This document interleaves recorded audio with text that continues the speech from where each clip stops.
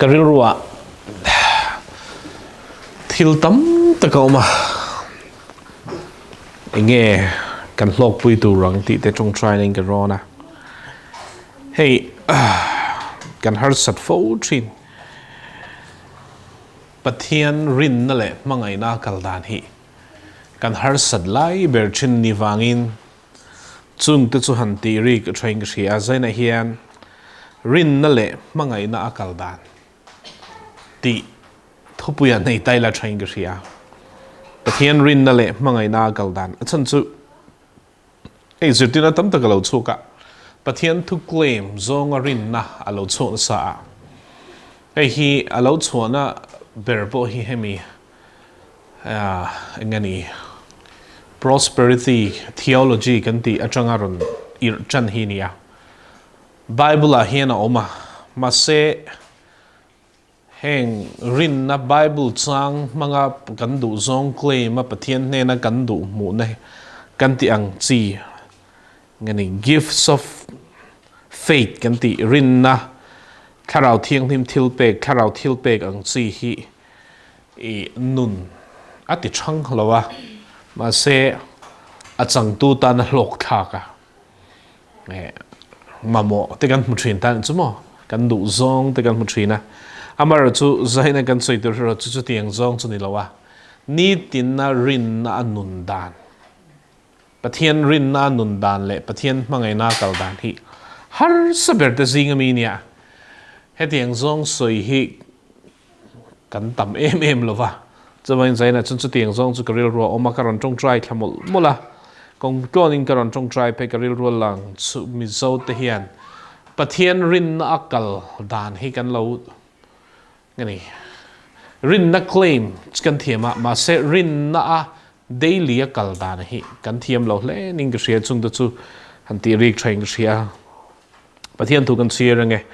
chu engeng moni hmun sang sang train ka chia don ni Korin thon kat bung som paruk chang som pathum changin kan chia range chang som pathum le som pali in veng ula Rinna chon ding nget ula in ti huai ula chak takin omro u in ti apiang chu Hmangaihna ti ni vek ro se in ti apiang chu Hmangaihna ti ni vek ro se tin Jacob bung ni chang som pali changin toite ka chia don ni ko nau tu min Rinna ka nei ti ma sela thil ti nei si lo chuan enge so tang chu diang Rinna chuan ama a chandam thei don em ni ti te le zohana le ka thon he kan chia do don ni ki ma ang lo devin bungli chang som changin hemia hian Hmangaihna om ke manin Pathian kan Hmangai katilova ama in min Hmangai kan sual te tu pachoi de turin afaparon thlir kan ti zok ni e du takte u Pathian in chuti kova min Hmangai wang min Hmangai chuan ke ni po kan in Hmangai ton cheu turani tu maning lai ma in Pathian an hmungai lo kan in Hmangai ton chuan ke mania a om ringanga a Hmangai na po ke mania afam kim bokang Pathian kan thu chiate mal min som sakro se kan trong try nge kapa zaina hian kan nuna poimo em ni tin kan man tu Rinna le Hmangaihna kaldan kan soi ho dona lo tel veng se nangma Rinna le Hmangaihna tel lo chon khovela hian kan nun hi adik theilova chuwang chuan chu mi kal kong chu min zirtir la ni tin kan nuna chu Rinna le Hmangaihna man chuadan thiam thei turin zan in a local khom thele kan thulangai khale tur te te na po om zanein i ropui na tar langang che kaldan min zirtir la i thu tak chu min mu thiam ti rang che i kal konga chon min hruai la min nei tu niang che zen kan hun puma hen choi mo na changang che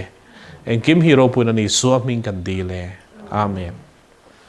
ole kha kan Bible chang chir ma saka khani in ti huai ula Rinna chon ding nget ula ti ha kan hutani chu zena hian ti zong hin soi taila e Rinna chung chang chu mi tam tak soi point the to nga ron shil fi em po ka thum lova agric trong te ti kan silfian na sa chini kini pugin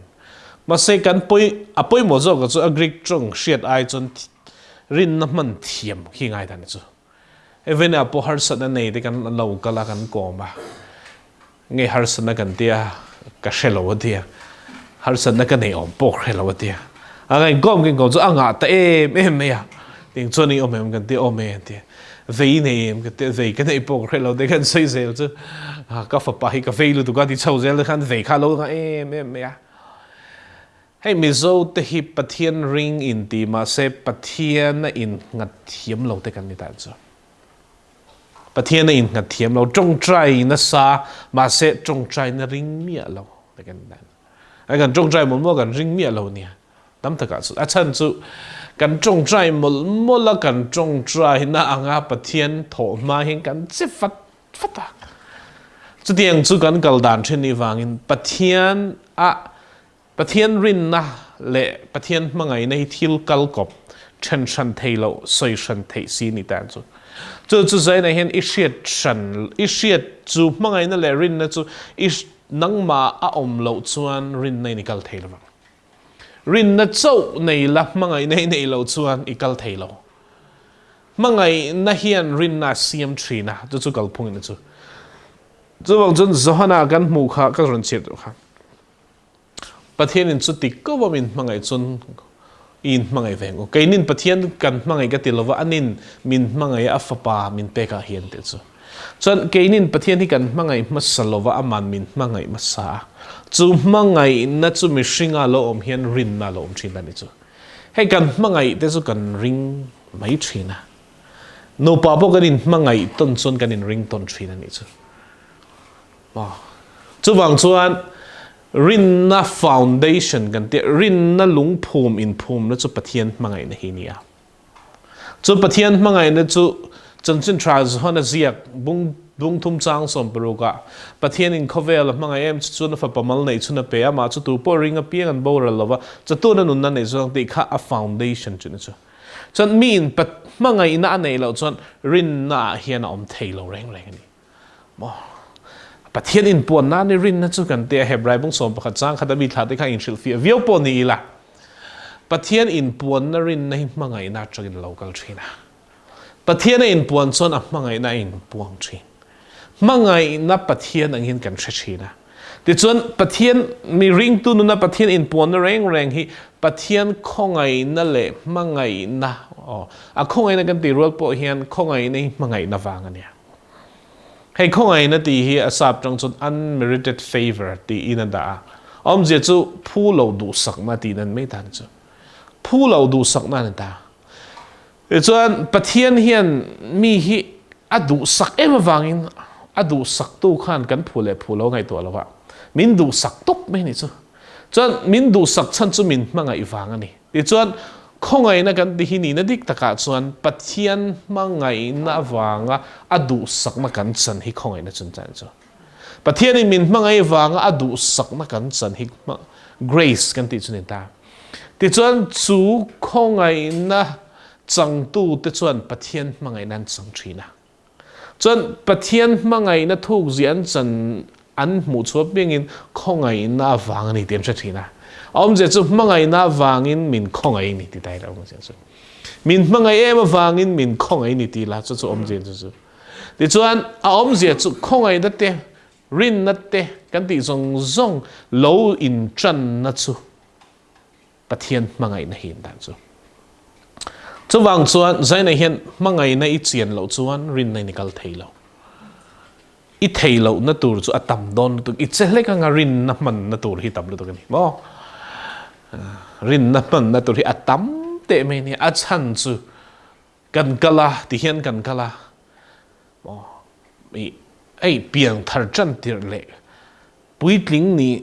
dewa tle ma han kal rei dewa Rinna man dan hi thidin ang lo tam ta ka oma cái cái soi thủy na kan fiel le zo nan kan soi chong kan soi chui ze langa no pang kan ni hian hei nui nau lo pian hian nu te ringa khosania nui na pom chu tanga ya nu pang tilum ngengin nu te tui chom len in alo chom ti chuan ni kho lo rei deuh tan chu chuan hei nau te hi kan pom len saktu chuan nu pangtilum hi a setop min chu tro nau pom thinin nia hlat de chuan chap ngar mai ta zia chu nu presence kha a setop ani chuan chu tiang chuan pian than kan lo chan tir hian Pathian presence le Hmangaihna thinlung a khat liam zoi a pol na hi kan dong thina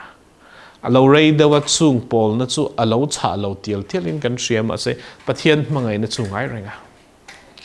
kha ang chi thil khau ma zen chu Christian thanlen na konga chan Pathian Hmangaihna kan feel dan chang te han zir tir pa chu te kan du de mar chu ka peng thui lu tukang ti ka hlawa a variety le lu tukanga man thei lo ni give chuang ti ka hlaw bok sia ali xuân seng được khăn soi tur tắm tất cả lên tiếng được khăn ring thu nun có ngày hiện tỷ tur hilo tắm tàn chú ở đây chú lại trong đủ tộc tài là thì hiện soi tàng Hebrai bung som bani à chuan tin Isua kan Rinna siam tu le ti fam kim tu lam chu enin Rinna in tlan sia a hian chel takin i tlan zelang uti kan mutan chu ti chuan aom zia chu Rinna chu Isua wangin lo oma chu Isua chu Pathian Hmangaihna hlom ania chu Pathian Hmangaihna kan hmu na chu Isu Krista ania chuan Isuan min hmangai ti kan hriat na chu kan ta na nun pek na hian ni ta ti chuan mi Rinna lo foundation lo in nga na chu Pathian Hmangaihna train ni chu ti chuan min Pathian Hmangaihna adon lo chuan rin na hin om thailo rin na hi athuin fia thei mà sẽ inu na hiền Pathian Hmangaihna om lo chuan rin na ihman na tura hiền boy nei china boy nei na tur chan chu in ring do na nga mu thei lo mo la thleng si lo ti hin in nga ngai ni mo boy thak te ma ni thil la thleng si lo in nga ngai ti tam lu to kan chu mo hey game kan nei ya seminar te kan nei china sum hi kan han nei lo thei khop kan seminar da seminar voi khat organize na hi aman hi sang em ya mi puyan ron lut nem le kan choi nem ne me a chan chu kan seminar na hmun nuam deuh kan du a chuwang chuanin hall man ni khata zali hisab ten kan hain manga hall lian vak lo kha chuan par betin khum pakhat zani hisab ania chuanin ke ashan pa deluxe room kan han book na kha jan khata sang khati sapane deluxe room pani kan lak chon sang ni sapane chau ka man zanga lo nia zong an bel khoma mi puyan tampo le dormitory kan man kha sang ting khan mai ta mi som thuman ron ria lu chuan jan khata sang ro ka chuak don ta ni nan chu jan ei man le eng ma tiam lo khan ni khata khan sing chuang chuak ngang rot mi tan chu chung kan organize don chun sing khat bak kan nei mak mang lo tlang pu sing thum kan nei tin chu van nei thak takin nei na chuan ni khat ni li chung tur chuan ei man tiam mi alo pekin ni li chung chuanin alo bera singa chuang kha aral kha ro mai tan chu chung zong ti tur chun cheng sing khat chau kan nei chum kha kan organize rum te om thin chu kan now đâu in anh hẳn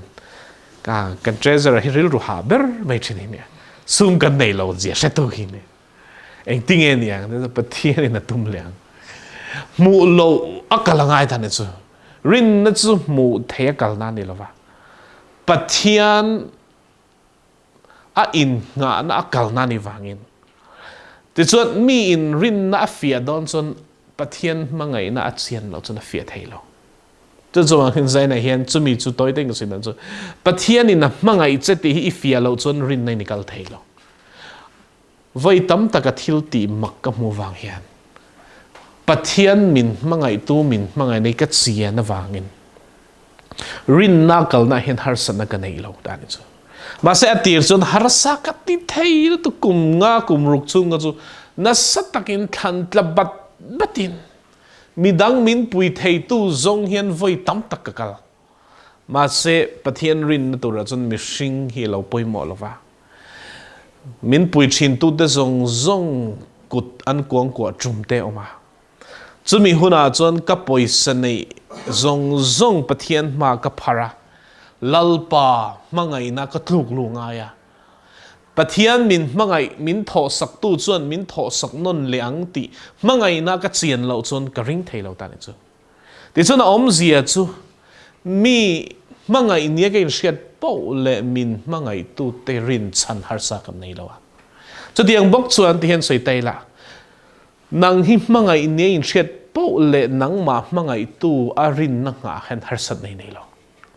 ti chuan hmangai na hi dong lova in hriat chuan pathian rin na hen harsat nei nei don a chan chu hmangai na le rin na hi kal kop kat ni wangin tu chu kal phung chu chuan mi in pathian hmangai na nei lo chuan rin nei na kal thei lawang tu chu om dan in mai a chan chu pathian min hmangai a fapa min pe ti hi heta thinlunga chian hi ngai thinlunga chian ngai chu wang chuan chumi kal na chu rin na kal na ni hmangai na kal na ni bok tan chu ti chuan ti hian soi tiang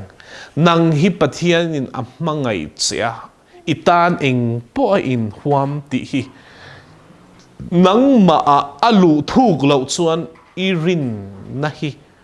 apon lo yang azan mai i soi thiam thei ma se har sat da lo thlen hunin i rin a chu i shelawang kan rin na har sat na bunga kan hriat chian chan chu hmangai na in min hne awang nei ti chuan kan lo min hmangai tu hmangai nen min chia hne chuan min hmangai tu in min ti sak le ang ti chian na hi ke ma ni om thina chu pathian chu mi chu rin na ne na kal kop tla wangin ti han soi ti ang rin na nei tur chuan hmangai na nei nga ya hmangai na nei tur chuan pathian hriat chian na nga ya chu pathian hriat chian na nei tur chuan pathian kan belangai ni chu ti han soi tian chiang chu thil kal kopani thil chen thelo ni inuna hian rin nei ni kal don ni tin nuna hian rin nei kal don ko naw to rin na man na tur hi tam te mai nia mo hana chung chang a te rin na man na nga ya mo luna te rin na man na nga ya kan gala bus kan duang kan tlan lo ni te lo nia kan chua ve ngai se kan han chua ka chu ta chuan rin na man na ngai na tur hi tam te mai nia kan sum nei lo huna rin na man na nga rin na ni tina kan nuna hian rin na tel lo hian kanom thei lo ni chu ni tina nuna hian rin na tel lo hian om thei lo ani lo chuan isuma in katang ani lo chuan kan thil ne again nga thin chon ke ni nga na chu pathian hmangai na ni a chu chuan rin na min siam chon kan thiam te ti ni su kan rin na siam tu ti om zia chu i su hmangai na kan thinlunga le ni hian rin na lo in siam thina ama ring tu rat sak na kan nei ni chu pathian chu fakin ro se ti chuan mi in Krista hmangai na hi a thinlunga a hriat lo chuan ka ring po ti se abuai don an me ka mu nem to lu tu trong trai mol ma se hmangai na hre thiam lo hian rin na nei lo chu ke ma thlen dan ni midang in ting hin an soi vem ti lam ba ka buai pui lem lo wa ma se ka chiang ani chu ni ka chiang ani a chan chu ganu na hian testimony tam tak soi tur hi ka nei chu teng chu chu mo pathian hmangai na soi tur tam tak hi ka nei ni ka hre chiang ani wa karin na chu ka hria ti hi mo chu hriat na chu pathian hmangai na chang chu lo chu nom thei lo om je chu ama pathian kan hne na in puanga a hmangai na thu min hrila chu hmangai na in min hne dana zirin rin na in kan kal thin inu na pathian in puan na hmangai na iton ngai lo chon pathian rin na har san nei nia chu wang chuan ti hian ka hril du chu ni za ina hian hei kan hun top zan ni zan ina hian rin nai kal tur chuan Krista hmangai na hian eng chen ngei lu thuk ti ka zot du cheni chumi tel lo chuan rin na hi nikal don lo i daily a hian mo rin na kal hi Hrahsel tu kan chu achan chu min soi chia mo khovel ngai ringa kan chuak tian kan kala hetlai mun agan in pol khoma Pathian Thlarau Thianghlim puina kan sang ma se tlai mun kan chu hian khovel kan face don chu ta chuan he khovel hi affair lova he khovel a hian in diriam na tam tak oma in musit na tam tak oma chung zawng chuan rinna kal tur kan ni ti chuan rinna kal tur ten Krista Hmangaihna soifia thiam rol lo Pathian Hmangaihna an thinlunga om lo chuan rinna in an kal thei lo chana chiang to tro rinna in kal thei lo chuan Krista rinna kal tur chuan ama Pathian in puan na Hmangaihna in puan na kan lo dong thina inu na point voi tam takin donga in se thiam lo mai ni ni nek ta ka chu a chan chu bo in mi tui ka hluam a pol na chu hi Pathian Hmangaihna ni zel ni bo ka ta ni ri nom na o ropui ti hla te hin donga ngo chang chun lalpa min mai vain ka lo me kan chapur chu irin na foundation ni kan rinna in nga na chu Pathian Hmangaihna ni a Hmangaihna in min pola kan thinlung a lua khata min Hmangaihna sat zia kan hriat na tangin ama kan ring thina ti chuan he khovela hian kan kal thin chu kal dan ni chu chuan a foundation hi a nget lo theya chu tak mai chu boi thlan ni kan Pathian Hmangaihna nget lo ni lovin Pathian Hmangaihna kan hriat dan hi a nge lo hian rinna hen kan nging thin rinna nging chan chu Pathian Hmangaihna hi hriat chian lo wang ni chena chu thiling kop ta ni chu wang chu thiling kop chu inuna hian i man chual ngai don ta ni chu zana hian heng hi hriat selam mizoram mi puitan ka du cheni Pathian Hmangaihna hen kan chiang lo ni kan kal thei lo itan Pathian in thil thaber adu sak hi soi hi mo rin Hrahsel ti achan chu ta hin Hmangaihna om lo wangin Pathian hin lalpa ka Hmangai lu tok chate I feel vong ai ma in Pathian in a Hmangai che wanga afa aron pek hlut zia in a chhun kha ma lo cha chuan Pathian Hmangaihna hin a lu thuk thei lo ta le chu ren zaina hian nang nia po chongtrai pui tur chu kan ni chun chani in nu na Hmangaihna in pon na turin masa inu na hina in puang to ang ha in testimony te ka lo sia ha Pathian na om pui na sajia chu in tra pui te ka lo sia ni kha lom Pathian Hmangaihna chu kha in tra pui Hmangaihna ngei me kha in nga na tur chu ni to chu ni Krista kan rin chan chu Krista he kan rin ama ka rin na chan chu min Hmangai wang ania chu Hmangaihna rin chan chuan min Hmangai tu Hmangaihna rin chanin ke trong kai lo wa hi kalau ding chuak ta ni chu Pathian chu forget number se ti chuan mani in ring zo lovin min Hmangai tu chu ka ring chana chuan chu min Hmangai tu chuan engkim min tiam ti ka hriat awangin chu rin Hmangaihna chuan omin rin na in ka pen ta ni chu kalkong ni chu wangin zaina hian chumi kalkong chu inron hlam chiang ti ka hlawa akal kan theilo kan nun hi rinna lovati chu eng po sul ani ti hin ron lu don ani a chan chu rinna le Hmangaihna kal ko pa khai hre ta kai dan chu ti chu nei nga tinge rinna lovati sul ani chan chu I thil ti konga hian lalpa Hmangaihna chu I ma chuan anga ti chuan ani hne na I dil anga I dil chu I thinlung in a pomanga chuan chu mi angzel chuan Pathian rin chani ni kalanga he khovela hian nang ma sakna I kal chuan kong I bo nga lang I bo na tur chan chu mo nang ma bum tum tu ten tam don lu tu he ge ni chung ko he bum hi kan han tok thei khapa kan ser thum nei wang lai khan mo vai ho hian min bum ring kan ring sual na sa thei te kan a chan chu kan sel thum kha u patol tu ka kapuin a diary azi ka sang khat zakwa som panga kuma tangina phun chana rei to takani sang khat zakwa som panga a thirem khan sang ni le panga sang ni le ni lo sang ni pali vel khan a thirem ta kum za deu thodam ni chu kan han hriat ve meu ka chon kan ser lum ka kum som riat le ti lo ni mana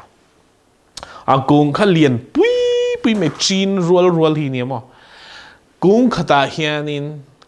khat ti hulaga chon hei pick up trip khat deu thoi kan lo thei ni chu อันร้านสัตว์คุณเป็นจนว่าอาซาร์ตินหิมาวดาวงายร้านสัตว์ตุกิจะวางจนกุ้งกันงาเหล่านั้นกันเสร็จทุ่มราชดวางิfull load เตียนบิปางไงกันเตียงสิจักปางไงให้ใส่แกเรียดในกันเตียงสิเขาหิมะให้มีทริปขัดที่จุโลเทจันจันนั่นเองคดีหุ่นลายคันวารินอาเซนอาราชัดไล่ให้รองคาร์ชินามินไปเจงสิงเรียติงกรองคาร์เลยเจงหน่วยคดิงกรองคาร์เลยเต็มเตี้ยซุ่มคาร์ละตัวกับไปให้นั่นริงตอกไทยเขาปะหันริง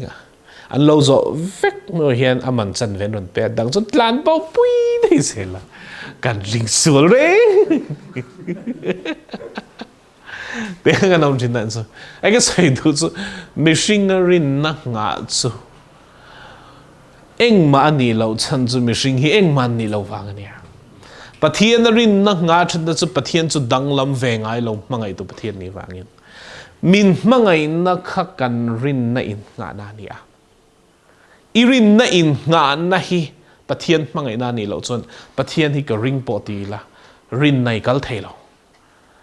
จะว่างี้ปะเทียนมังไงนั่นกันรินนั่นงานนั้นมีน้ำมันมาเราชวนรินในกัลเทเราจูจนใจน่ะเห็นอินทินลุงเจียงตุรช่วยนี่ลัลปันมังไงจูนี่กันไฟนี่สวยรัลเตียงลัลปันมินมังไงนี่ติดแตงอุเล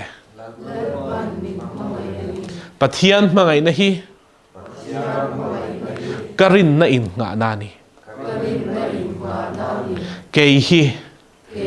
ปะเทียนมังไงกันนี่จุดปะเทียนอิรินชันนี่จุดปะเทียนอิรินนัชชันจุดนี่ทิลดังฮีปะเทียนอิรินชันนั่นมั้ยเฮ้นุลาหูฮีแกเรากาวน์สนิงทีนะอันไงzawngteปุ่มเองกับเบลปันซุยนะอินตอลวะไอ้นังมาวัยกับไงยี่เตียกะลมลุตุกะจงใจปะเทียนช่างอันนั้นตีเฮียนกะเรานุยทีนี่วันหาทางโดนเวกะเราเตียงั้นติงเออาจารย์สมอปะเทียนมังไงวังนิลวะมีอินปะเทียนนับเบลเฮียนนังมาวังอินนัชานังมาวังอินนัชเชดอนจะวางส่วนมีอินชัดตุ่มชันสุปเทียนมังไงนานี่เราส่วนอาชัดตุ่มชันอังหมูเราส่วนอาเฉลยดอนจะอมดานไหมจนมีเฮียนรินในทิลดังไอ้งัดชีนะสุมันดิมานะปะเทียนจังอินอันนู้เลปะติดดัมันดิมานะบ่บาร์เกนซิสเต็มฮิตามินซูลัลปะกัฟปะฮิติดำเลยรองกบอลังเต็นเตียมาเสร็จจูรินนานี่เราจูมีตั้มตะกินอินงานานันมังทรีนจูมินเปละรองกบอลังติฮิปะเทียนหินะปมไงเราอัปปมเรานัดฉันจูอามารินเรานานี่ฟังอินปะเทียนรินนัดจูลัลปะกับมังไงเจตีปนิลวะลัลปันมินมังไงตีกันเสียนฟังอามากันรินนะหินิจอกนี่จูที่จวนจูรินนัดจวนปะเทียนมังไงนักเกมันเนี่ยเสียมะที่จวนปะเทียนกันมังไงวางอินรินนั่นกันกัลเทชินปะเทียนสุฟกินมรสเซที่จวนรินนักกันกัลนัดตินสุปะเทียนมังไงนักขลุ่นแต่เนี่ยจวนริงตูนุนอินงานัดสุปะเทียนมังไงนั่นแหละรินนาลุ่นแต่เนี่ยปะเทียนกับมินมังไงตูมินมังไงน่าวางอามาอากันอินงานั่นแหละจูมีอินงัดจุงกันกัลนัดจูรินนะกันฟาวเดชั่นจุนี่จุนมั้งเตียงแค่นั้นละสวยไงเราไม่เท่นะมีนังอินวันไหนก็ติเล่เนี่ยเตียงเสียเทียมตุรินนั่นสัตกินมันกันเตเวนี่อาชันจูอัลลูนี่เจงก็อุณเอาตัวปะเทียนรินหินนมชันจูมั้งมังไงนานี่ฟังเนี่ยจนอัทโอยฮิอันนมชันโปมินมังไงฟังเซลเนี่ยที่จนริงตูนุนฮิมังไงน่าช่างเลียนตัวนั้นจูมังไงน่าชันเล่นนัดตินจูปะเทียนรินนั่นเองนักกัลกบจัดตาเช่นชันไทยนี่เราใจนั้นมีฮิอิเชียเจียนส่วนบวยน่าอินในไปกินปะเทียนรินน่าเห็นฮาร์สันในนี่เราฟังปะเทียนรินน่าฮาร์สันกันในชันจะทิลดังนี่เราปะเทียนมังไงน่าอาอินกันมิชิงดูทุสามฮิอเลนเฮียนรินในกันกัลไทยเราทรีน eng ma hi mo Pathian hian a phut lo nang ma hian nang hmangai tur chu hian phut anei lo ke ni chu kan a lo tu ka mo min ti dam lai rong ka bola kan ha thang zai kan chelon chu Pathian thinlung chu min ti dam du reng ma se chu thinlung chu ke ma ne thlen don chuan min ti dam lo ma la I hmangai nang ma hmangai chei I hmangai nei ka ring ani min hmangai ti ka hriani lalpa ita ka ni kan ti ngam kha ngai tan chu hmangai na chan let na kha ngai tan chu ke ni chu hmangai na hi sum emokan tia engem mon di blessing emokan tia chon lalpan min hmangai chon mal min somang kan di tan chon dik sia Pathian mal min som thi ma se Pathian hmangai Pathian Rinna hi amal som na in ngat lova hmangai na in ngatania ti chon chu hmangai na mi lu chon mal som kan lo ni thrin tan chu chon chu mi hinan kal thel tira mo mal min som lo chon ka thla lawang che zakopa ang de kan tam lo to kan ni Pathian ri ru chu mal som ani wa se chu mal som na lu don chon hmangai na kan lu nga ya chuan chu hmangai na chuan ke ma ni Rinna siam thi ole chu ka sai chiang viao to ing sia in chian lo chon ke chu ka chiang to khom ne ma ka sai nan to lo ti chuan a ti hian in kal tran don ani Pathian hmangai na hi in da ma sak lo chuan ni tin Rinna in kal kong a hian Hrahsel nei don in la nei don thau thau a chan chu mo khovela hian fair lo in tong don khipui na nuai don chu ming chiat na dangte local thei kan ti mia lowa pu na te kan dong thrina Hrahsel na chi sang ron zinuai hian I suwa kan Rinna ti dang lam tur khop hian kan mit thi Hrahsel na hin min len tir tu mani chu tak mai chu zohan ji khanom tan chu mo kan chiranga ti chu a practical a kan lu chodon dan chu zohan bung som paruk chang som thum pathum a hin tin jing ni chan tra zona je ka hian he thui in ne na ka sei to hi ke ma hian in thamon na turin khovela hian shomin nom thin ni ma se da thamuang takinom ro gain khovel ka ngam ta de na chu headline hian sap tung in ta you shall have tribulation de om je chu Hrahsel na mang an thak tak main la tong don ba se chu mia chon ke hi khovel ngam tu kan ni ti ron threng ro ti ta ni chu chumi chu om je cho hi ni he khovel in om hian mo I Rinna soi nging tur chan chin chia te thil thleng mang an thak te ila she nuai dona chumia chon nang ma ni hmangai wang hian kanun kape ti hi inin nga nan ron mang ro atene chu Pathian chu fakinam ro se chu tak mai chu ni chu lai Bible min zir tir tu chu ni khovela hian mo I base sei lo thila thleng don inu na hian sual I trong trai lai reng po hian mo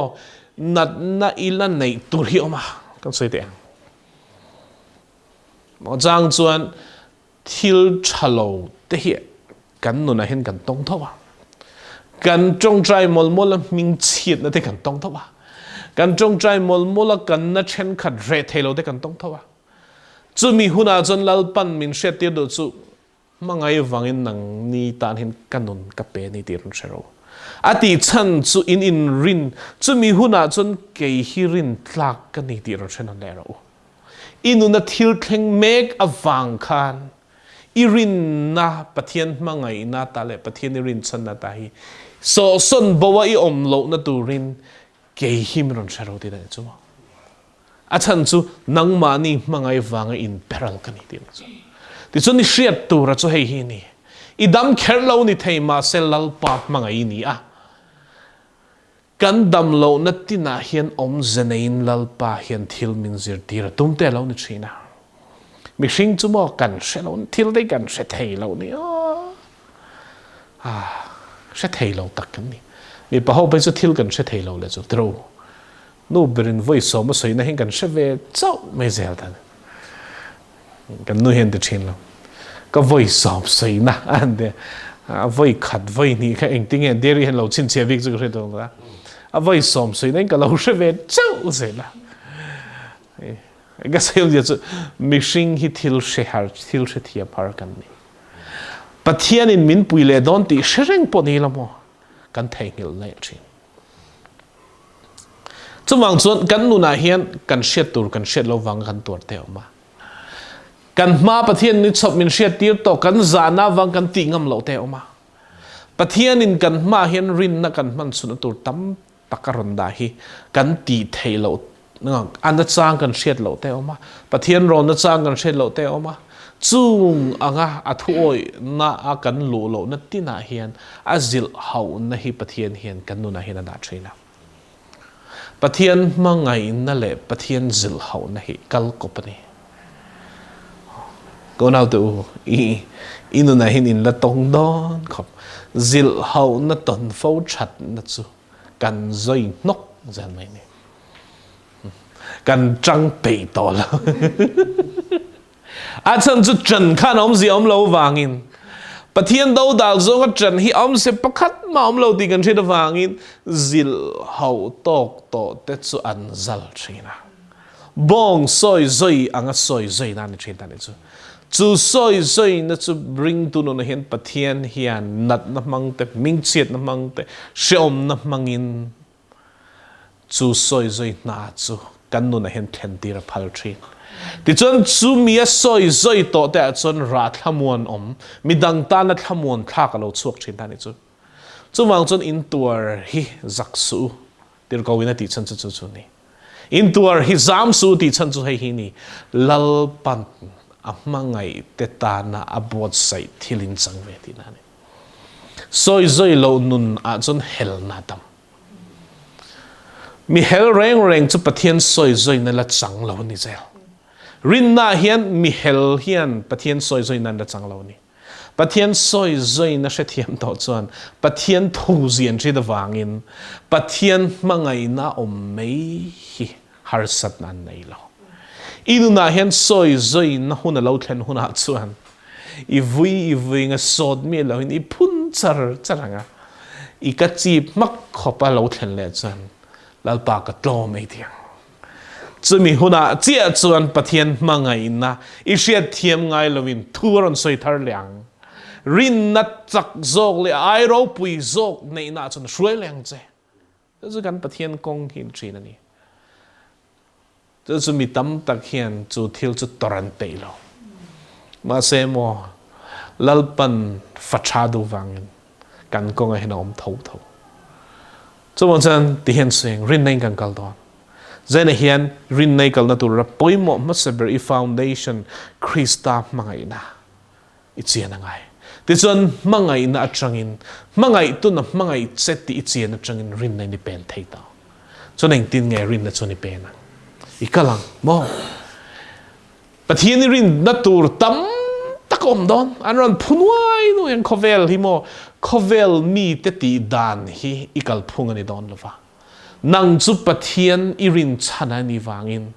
khovel mi te ti dan ni lo khai ti ve dan don chu thila kha ka lang te hi Rinna hen tiangai thina chu inga tinge ni chon kan Pathian in min Hmangai wangin kan te thi ti chuan inga tinge Pathian hi karin ka ti chuan katana thaber du tu hi katana thi nia chu ti khopa thi khopa min Hmangai tun min Hmangai na wangin ama Rinna hin chu chun kalau kal thin ta ti chuan Hrahsel na kan nei in chung chang ate mo thenom khoveng na chung chang ate Rinna man chu na turi tam te ngai ni Hmangai na kal na turi tam te ngai ni zawng dewa ram rin ron kan phe chun buai thak takani pal hunga piang an son phe chun buai na tura tam te mai ni chuta chia chun Rinna le Hmangai nei kal ko pangai thin lalpa ni ele kan chatuan ramani lo lungai chana ni ti sakhi chu ola chatuan ram ni lo tura da thenom te pe khi har tlat lai kan nang ta chu til kha har thin ta ne chu ege man na pok tong thin ega ti sual tam tak ne chu ding he ti hi thiam kan ne chu chung huna chun enge lalpai du song ti ka zo thin ne chu no that's when Pathian in tiro ati hian mo kan chan ni lova thil danga min pek bel na turan nei ti na ni chuwang chuan Rinna le Hmangaihna kal na kong chu kong ol samani lova mishing duam na hian hmun a chang thei lova mishing thahnem ngai na hian hmun a chang thei lova surrender angai thin I surrender na chu I duam na hi surrender angaya I thahnem ngai na peng tin hi surrender angaya chu chuan Pathian Hmangaihna le Rinna kal tir thei don lo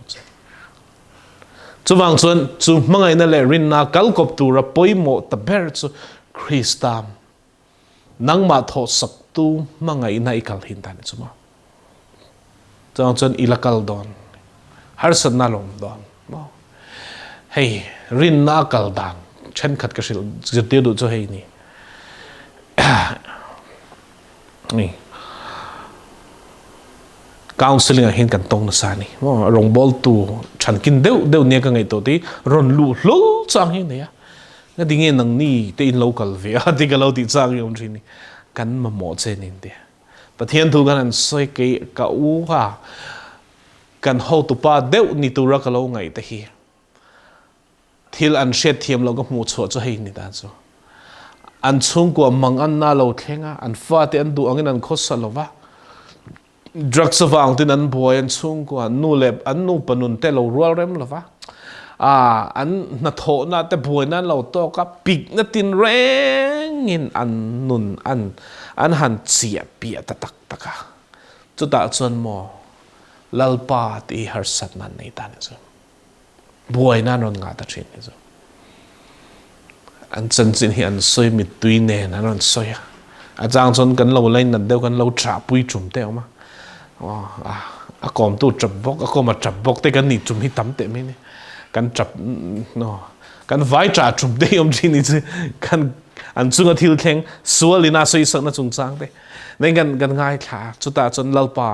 a chan na ka hrelo ga di hen Pathian min hril thin chu hei hi ni engdang zong ang ke mi ring ro se ti chuan an thei to pan chua mo an sum le pai bat saktu te chin dan tur te khan an ruam mana do te hek tu te be le dan tur an thinlung ngai tua na mak pui hen an ro lo khat thin pakhan na chuan hei hi ni Pathian rin harsa kan ti chan chu kan bul vela thil thleng me kan ril ru min tin tu hi kan ngai tua na salutuka Pathian rin na kan lut thailo a chan chu inga tinge chumia chun Pathian rin nei long ni chu Pathian in pangai chi itana thap pera du che ti I thinlunga tlak lo chuan kan buai na hi kan ti tui bernia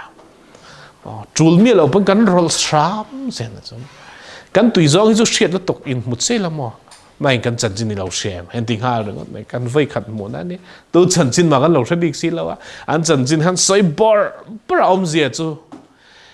I thinlung lo tu piang hi kai sai tamani tu zo bai la li son soi zo to thinlung khat lem chu kai na soi thin ti mo thinlung khat lem chu kai na soi thin kan thinlung khat lem piang hi kan rin ania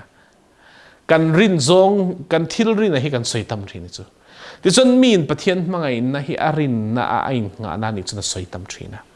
chon Hrahsel na lo thleng po in Pathian Hmangaihna tlu thin chon zaina hian engtinge chung Hrahsel na nuai kara chon Pathian kan rinang kan ti chu ring tu ni to Hrahsel na ina abua na wanga chak lo Pathian rin akal thailo tam takan oma an kal thailo chan chu thil dang ani lo an ti tui ber hi an ba te nia an ngai tua na tina an ngai tua hi eng tin nge min pelo se an mang ka fa pa hi lo ho lo se eng tin nge mang chu tiang kha tiang chu nom tai le eng tin nge kan mang ta selati hian an ril ro lo khat lu tuka ti chuan chu ngai tua na chuan Pathian thei ngil tira chuan rin nei nan om thailo ti chuan chung te ta na in ngai tua har na thaber chu ka suang tua na tin hi Pathian in thlena phallo so sin ril roi da ngai overthinking kan ti ngai tua na ta selati mo engot chu tiang chun om ta hlau se la ti peng tin zawng avai me hian 100% hi lalpan thlen tira phal lo a chan chu a chhelu tu ka thleng ta se in chhevia wang ta sel ti kha thleng ta se lamo in te hi min ta se la ti han ngai to ta la thleng ta tak sa se khongei no mang buai na tur kha tam ta ni chu kapa hi boral ta se boral ta tok se la buai thang buai thak dan heng ngai tu na kan overthinking a hi omzia chu pathian laka kan hlat na tur mel man thil thleng ma kan ro control na ni a pathian in thlen tir phal lo nang chau hin di thleng thei chu chu cái xoay trì na takin tu hin overthinking khen lo dan khen thei dan oma a khen thei dan so hin me ni pakhat chan chin story hi crime chung chang an zian story hi ka chir ni chu mi pakhat hianin firefighter ni mo kang chel tu ni officer ni chon chu chon hle khabu zia ka ni chu mo a hle khabu zia chon in hotel te restaurant te mo i parking area te a ti khan public school te kha kang ani chu ama se a le khabuzi kha shal thei vak lo ning chu a le khabuzi ang khan ama na thok ta ni chu mo hotel of a hala chan firefighter ho khan an vatel mi ta ama ho tho in vatel mi ta chan sikula hal le ti chan chu angai tu na azia peng tin kha ama khan ti ka ta ni chu chan to pa chuan a le khabuzi chair tu pakhat khan a she chuak ta ama khan an ring hlela a hale ma khan va man chuak ta ni chuma chu hei USA thil thleng an ron zin an chun chu tiang chu isuang to na dan ania isuang to na hi thleng thei ve chu nia nangman I thlen tirin thlenga wa se pathian ero chun chu tiang chu thlen tir phal lo wa